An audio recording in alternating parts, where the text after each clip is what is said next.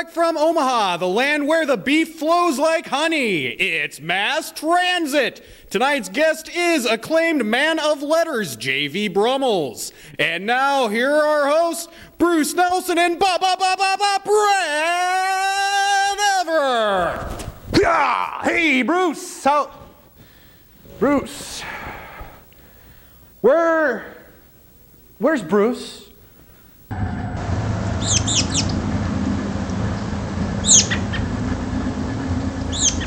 Does anybody know where Bruce is?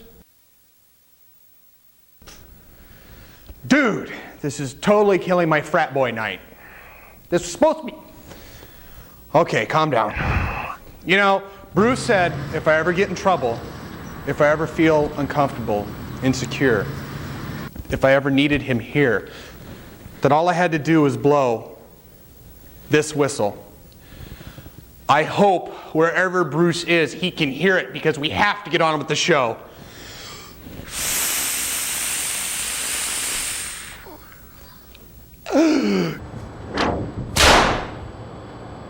God help each and every one.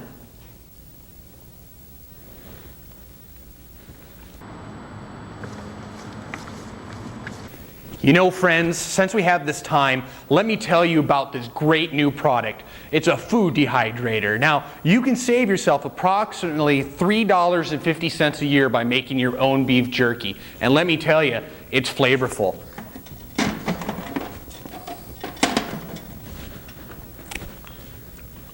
Oh yeah, you can't even tell it's horse.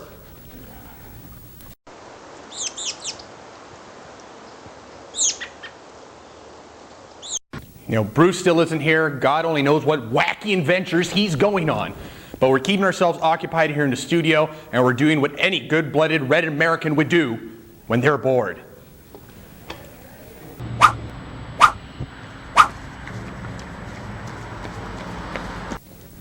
Now that I have this moment, I want to introduce to you one of my best friends. This sandwich. Look at that. That's a big sandwich. And you know what? It smells good too. And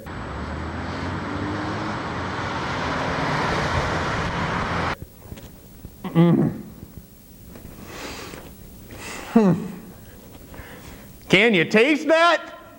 That's America right there. You can't get that anywhere else. Woo!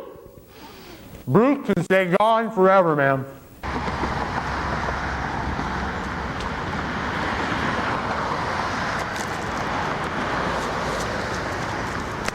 Oh, wow. This almost takes my mind off the idea that Bruce could be being mugged or is killed, you know, or better or worse, you know, in loan deferment.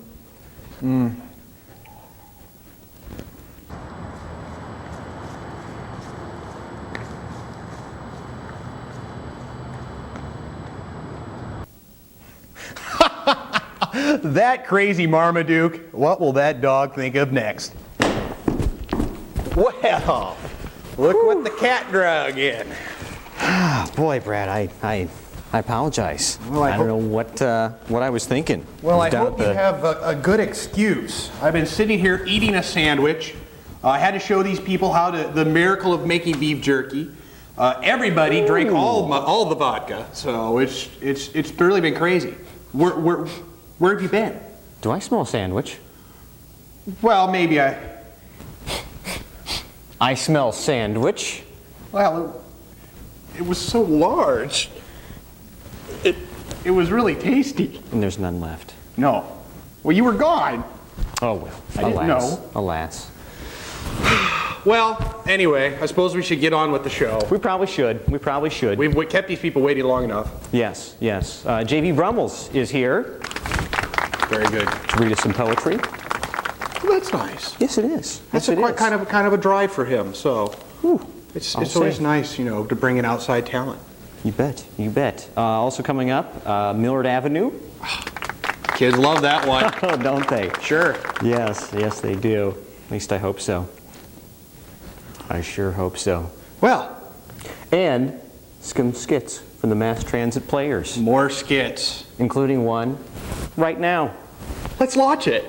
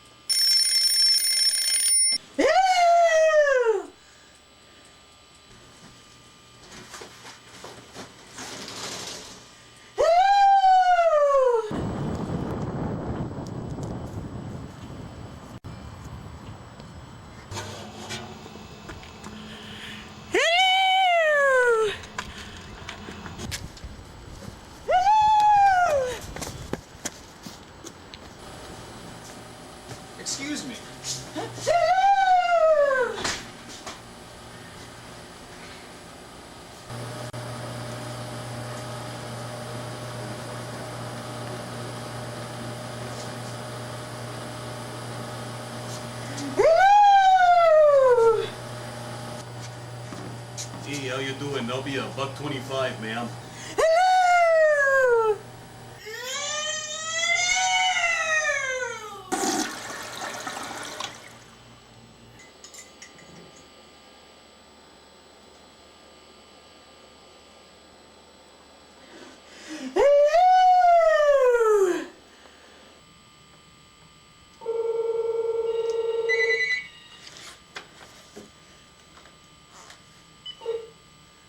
Hello? Hello?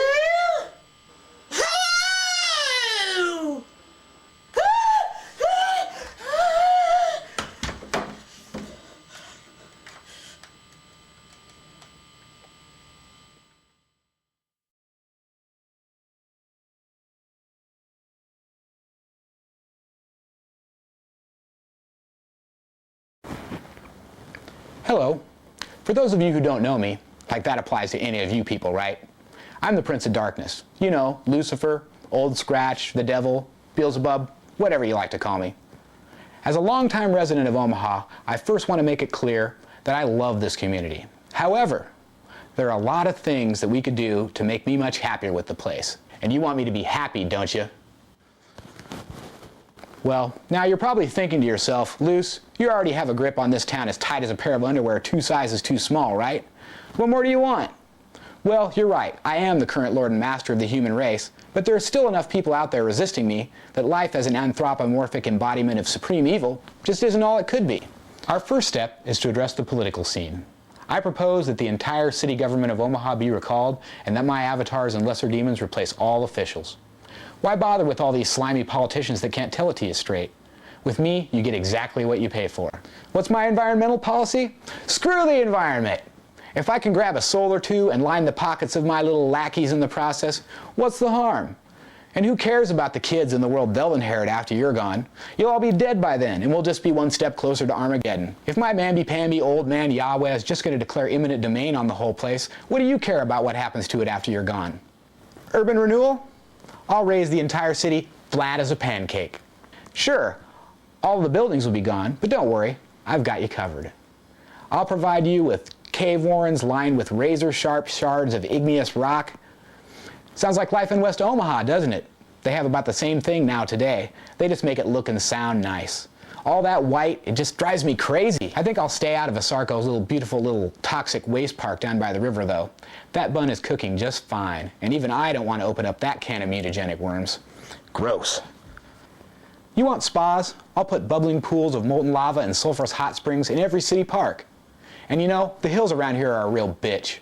When I take my dog Cerberus out for a walk, it tires me out, all this walking up and down and up and down. My corns are killing me. Crime control? I'll just abolish the police force, and I'll replace them with packs of my specially bred hellhounds. Sure, they viciously attack everyone they see, but admit it, you're all up to no good anyway, aren't you? Don't lie to me. I know you just like Santa Claus.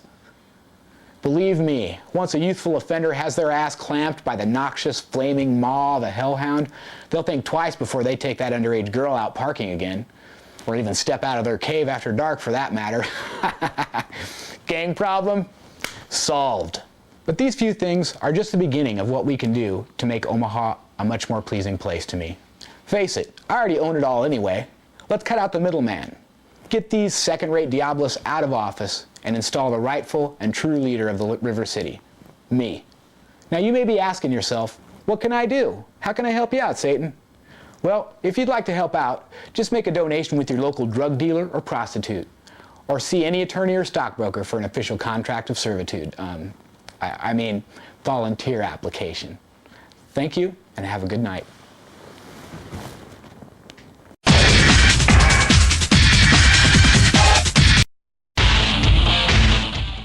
And now, Mass Transit is pleased to present poet, publisher, and professor, Mr. JV Brummels. Hello. I want to start with a poem just explains how much I care about Omaha. Omaha is the big city of my youth. Omaha has been the big city of most of my life, and it's always a pleasure for me to get down to Omaha. A few years ago, I had the opportunity to come down with a couple of friends, Red Shuttleworth and Larry Holland, and this poem is dedicated to them, what be and ain't in Omaha.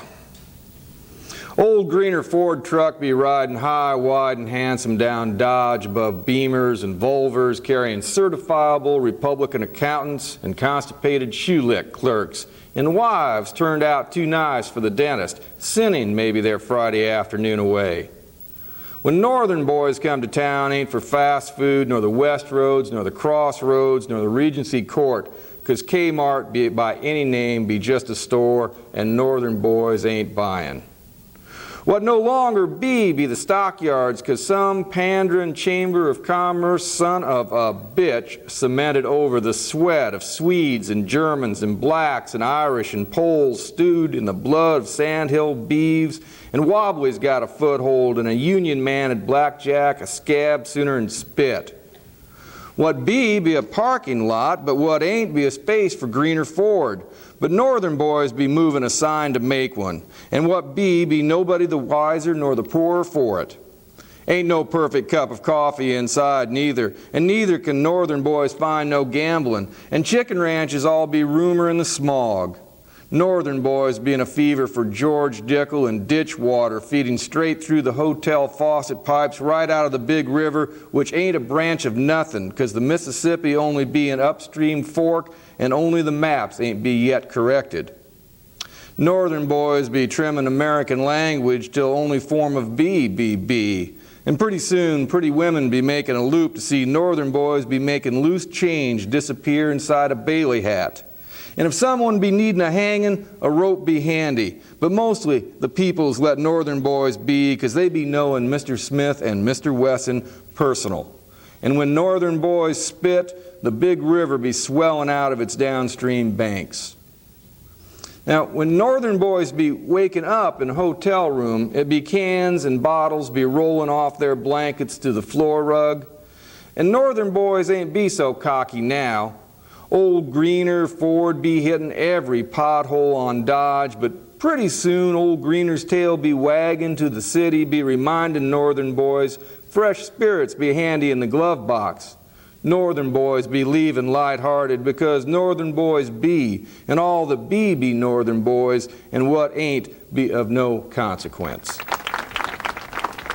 I'd like to read a poem from my most recent collection. It's called Cheyenne Line, and this is published by the Backwaters Press, which is a well-established and nearly famous Omaha publisher. It's called Fine Arts. I'm standing in the door of the barn tonight listening to jazz. I don't understand jazz, and I could walk to the radio and change the station, but I don't. The stars are out and the moon will rise soon. I'm drinking beer and listening to jazz. I'm thinking we're all jazz. As soon as someone wants to understand, we're misunderstood. It's rhythm, or what passes for rhythm. It's jazz, and I'm standing in the door looking out and up. I think it's a matter of shirts. At this moment, 1,000 American lit students in libraries, dorm rooms, on busted Davenports and overpriced tenements are reading. Daisy, seduced by Gatsby's shirts. Gold and silver shirts flung about the room. The students want to understand, but Gatsby's misunderstood. Daisy's misunderstood. Their teachers have told them it's the jazz age, but the teachers have misunderstood. I'm standing in the door listening. Beneath the stars, a colt lifts his muzzle and whinnies, an angel's horn. Colts and fillies are misunderstood, unknown, more so than horses that already are more or less what they will always be, brilliant or merely dependable. Barn or star. We don't yet understand colts. Colts are still largely unknown, still largely to be, like a shirt that's not been worn. Down 100 halls, grown men will walk tomorrow with sheaves of papers and books stacked against their hips, wondering, is this a fit profession for a grown man? Wondering, should have I stuck with basketball, the service? They'd be colonels or sergeants right now and retired long ago on good pensions, or at least coaches. Or stayed with the trumpet or sax. Right now they'd be standing on stages in smoky clubs playing their angel horns to young women of adventuresome spirit. A friend wrote that her colleague, a gentleman of open gender, has disappeared. What drama? Here hardly anyone disappears. I am drinking beer, thinking of the coming winter. I am thinking of the coming winter's poker games, how cards is an education. No, how winter is an education, and cards just the text we study. How that more than understand, we want to experience the endlessly various rifts. And I'm thinking, I'm around too many young women of adventuresome spirit. And I'm thinking, a farmer recreates the old country, but a rancher is a Native American who recreates what he's seen on a movie screen. And I'm thinking of the jack of spades cut from a fresh deck, and a few new dimes, some old nickels, quarters bright as asters, halves and greenbacks stitched across a dark oilcloth. I'm drinking beer, standing in the door of the barn, listening to jazz, listening to the colts whinny and snort like a heavenly host. I'm looking up at the stars, bright as new dimes. I think I understand when the moon rises, like a hole card misunderstood. And we'll be back with JV Brummels right after this.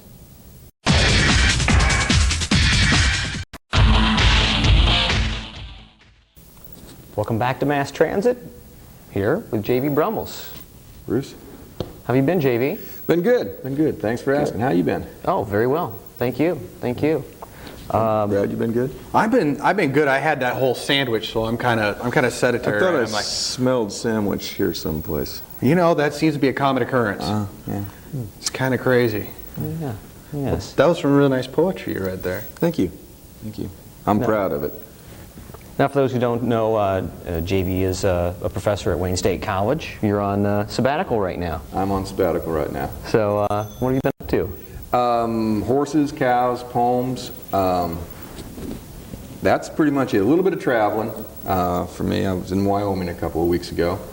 Like Wyoming. It's in Buffalo. I don't know if you've ever been up. I know you haven't been there. Wyoming? Yeah. I've been about 2 miles into Wyoming. Oh, okay.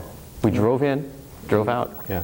Well, you got to go further into Wyoming to get the real effect of miles and miles and miles of endless sage. You would have to. You Yes. would have to. I enjoyed the trip. Now your latest book, Cheyenne Line. Cheyenne Line, yes. Tell us a little bit about Cheyenne Line. What kind of makes that up? Oh, it's some older poems, some new poems. There's a variety of things there. I read Fine Arts, which is the opening poem there. A lot of, I suppose, horse poems, poems about people dying, poems about people being born. I think everything that you could possibly want to experience is in that book someplace. Okay. And the actual term, Cheyenne Line. Cheyenne Line is the title poem. It's a long poem that begins with my father-in-law's death and an experience of his in World War II. He was for whatever reasons, the Army brought a whole bunch of people to Cheyenne, Wyoming at the beginning of World War II, a bunch of GIs, and they were all waiting in line. There was a long, long line of soldiers waiting for a chance at the horse. And my father-in-law, a young man, then stepped out of the line just to get a picture of it and took the photo, and the MPs saw him do it, and they took the camera and exposed the film. And so that's sort of the beginning of that poem, the germ of that poem. Crazy government. I don't know why they thought that it would be bad for people to see a line of soldiers, unless there was maybe a big sign saying prostitutes. That might have affected morale. It pays to advertise, so there probably could have been. Yes. You never know. Yeah, it might have been a sort of conflict of interest thing, you know, that they were worried that these guys were going to get more business because of the photograph. You bet. And of course, you do some ranching. Yes, try to. Springtime. What's interesting in ranching? Calves are starting. Yeah. I had the first one, had an early one a couple days ago, and a week from now we'll be going great guns with it. And I suppose the snow will be flying then. Oh yeah, Yeah, of just course. you can predict it. Yeah. Can't beat that. Can't beat that. All right. What's coming up next? Any plans? More Well, books or anything like that? Let's see.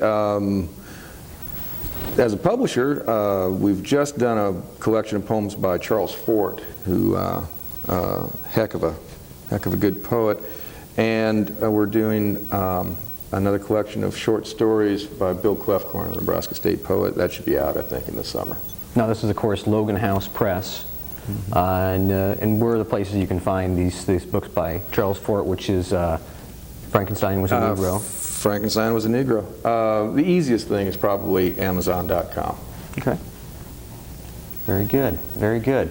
Thank you, JV, for coming on and sharing Bruce. some of your poetry with My us. pleasure. You know, I have some poems about cheese I want you to read. I'd love to look at those, Brad. I sculpt busts of famous presidents out of cheese. And then make poems But then I out write a of it. poetry about it. That sounds like a multimedia kind of thing that would. Could I get published? I think there's a grant in this for you someplace. The elusive grant. Yes. I'm glad you came down. Yeah, my pleasure. Millard Avenue coming up next on Mass Transit.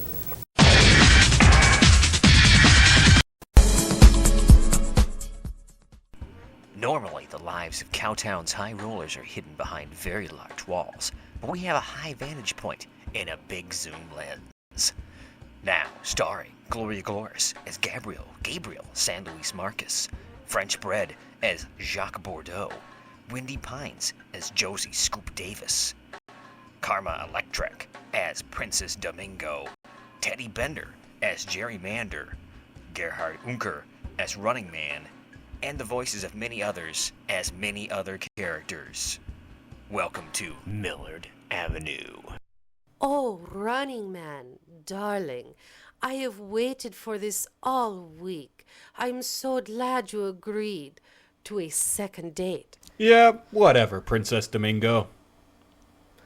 I need something different, something exciting. I have been waiting for my knight in shining armor to take me away from here. Well, I know about a party in Council Bluffs. Council Bluffs. I have heard of it. It is dangerous there, no? Not as long as you don't drink the water. Oh, I knew you were the one running, darling. Let's escape together to, how do you say, Council Bluffs? Yeah, right. Welcome to Council Bluffs, where the men are women and the women are men and the sheep are real nervous. What is this place? And who is this crazy person? Well, my name is Earl, and welcome to White Trash Hell, sugar. It's like that there Hotel California. Once you come here, you can't never leave. Ain't that right, Scooter? That's right, Earl. Y'all need to come quickly if you want to see the local topless dancers training. They sure are pretty. This is ridiculous, Running Man. I insist you take me home at once. Why don't you just shut up, Princess? No one has ever spoken to me like that before. Well, get used to it. Oh, Running, darling, you are such a man's man. Take me now. No thank you. Ooh, baby, I want to get with you. I got a dollar bill right here, hot mama. I'm ready for my lap dance. Cute. What on earth is this? Jacques, I thought you were going to take me to a hit party, not a trailer park. All the social elite of Omaha come here. There's the topless bars, and the casinos, and the sex shops. It is a Disneyland for adults. It just seems so seedy, so dirty. That is the point, baby. That's what they call it, slumming it. We leave here feeling morally superior. Let's party! I am the Lord Master of the trailer park. You are all my slaves now. There is no escape. My prized slave will now perform for your pleasure. Is there no way we can talk about this? You dare to question the Lord Master of the trailer park? You will pay dearly, slave. Guards, bring out the executioner. Frenchman, that's what's for dinner. I pity the fool who questions the Lord Master. I pity him. You can't kill him. I'm pregnant with his baby. I need some guidance from a brilliant leader who can get me out of this situation. My fellow American, I feel your pain. Bill Clinton, what are you doing in Council Bluffs? I was buying some porn. Yeehaw. How will I get out of this? Can't help you, my friend, but I feel your pain. And I also feel a big bulge in my pants.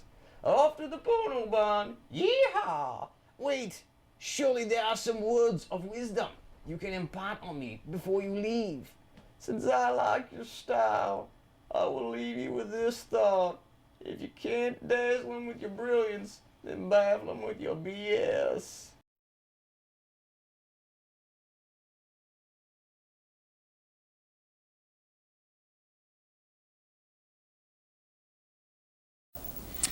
Well, hey, thanks for everybody for watching tonight. Bruce, you almost didn't make it. You almost missed the show. Yeah.